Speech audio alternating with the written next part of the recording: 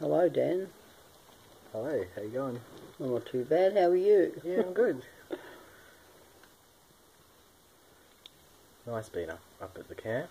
Just wondering, yeah, if you could just let everyone know what you're doing and that sort of thing.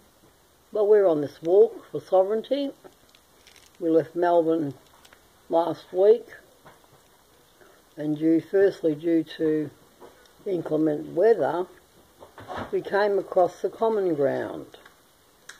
I've been to common ground before over the years, but we'd forgotten about it. And the people here have been good enough to put us up for as long as we like, and they've been really looked after us, given us good accommodation. It's a lovely place, environmentally free. You need to come here sometime, some of you groups. The common ground's out in East Seymour, and it's almost like a retreat to us. But how blessed have we been? Yeah, nice We place. were by the side of the road, basically camped, and we didn't even know that the weather was going to turn so bad. But God knew and provided us with this place to stay before we even knew. And so we're here now, waiting for our support driver, for our vehicle to tow the trailer. He won't be here till next week, but we don't mind staying here at the common ground. We're quite comfortable. Yeah. And what do you hope to sort of let people know about the walk? This walk for sovereignty, I don't know if some of you understand sovereignty. We hope to educate people as we go. Our sovereignty is something that we have. We are a sovereign nation under a legal government system that is not of our choosing. This government has no legal right to be here, and that's even under their own law. They have no right to do the things that they're doing to our peoples. They have no power over us legally. The only reason they're getting away with it, I believe, is because Australia has been so open to the whole world for so long that everybody's having a piece of Australia. Yep. This makes it very hard for us to get justice in our country. And we're asking all you people out there that may see these interviews with Sister Suzanne and myself and anybody else to understand that we're fighting for our sovereign rights that God gave us. This country is built upon the Bible, upon God's law, and this government, or the governments, consecutive governments since they got here 236 years ago, have continuously broken all those laws in the Bible. You break them every day. Thou shalt not steal. Thou shalt not murder. Thou shalt not covet. Thou shalt not have any other gods before me. All of these laws have been broken. And this Bible, the Word of God, is something that you swear upon when you go into their courts even. That makes a mockery of Matthew.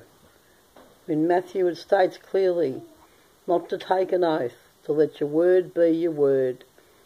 But society has become so far removed from the truth, from the one true law, that they do not care. Many do not care. They don't even go to church. No one thanks God for their food.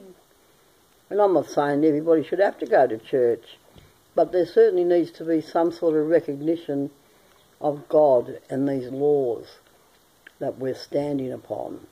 And we're going to Canberra. Now, we're not sure as yet, we haven't decided what form our walk will take when we get there. We're looking at meeting with the Governor-General, who is the Queen's representative, to give her some sort of information to convey to her about our sovereignty, that they're cheating us of it, and she needs to take this message to Her Majesty and convey it to her that we are fed up in Australia with being cheated out of our country, being treated like second-class citizens, being oppressed all the time, being denied true justice. We want our country back. We're not saying that we will get it back in its entirety, and we're not saying we're going to kick people off their land that they bought from governments who have sold them stolen land. People have been cheated from the word go.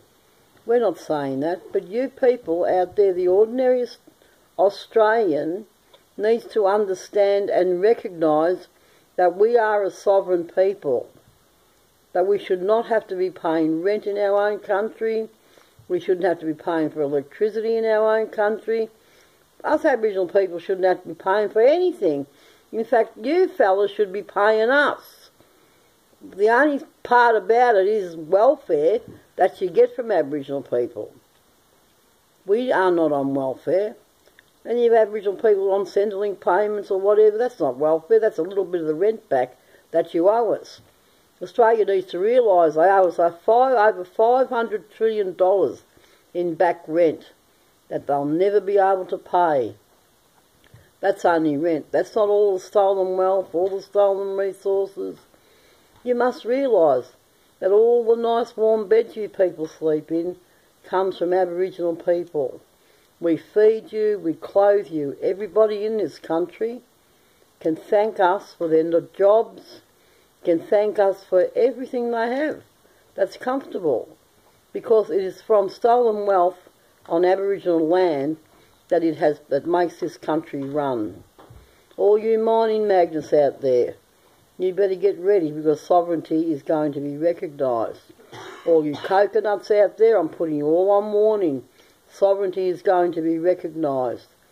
We are going to have our way, our Aboriginal way. Aboriginal law in communities will have to be recognised. This grabbing of land with native title and people running around trespassing on other people's country, that's going to stop. You're all having fun now, and you may be winning a few wars or a few battles, but we will win the war, the main one, ultimately. Yep.